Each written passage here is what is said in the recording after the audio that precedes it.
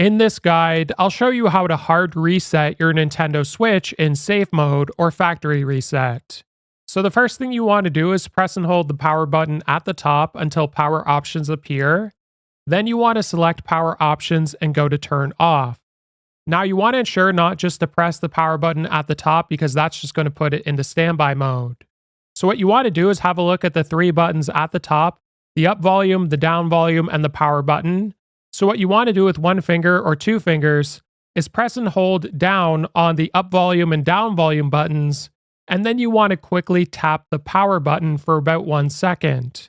Now, if you did it right, what should happen is your screen should turn on for a second, and then it should turn off.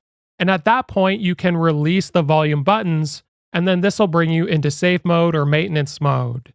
Now from here, if you have a look at the bottom, there's the initialize console option, and this is going to delete everything on your console, so it's like brand new. So if you're okay with that, you can go ahead and select it, and if you don't want to go through with this process, you do have another option here where you don't delete save data, or you can simply just press the power button at the top to get out of safe mode. This video was helpful, like and subscribe, and we'll see you in the next one.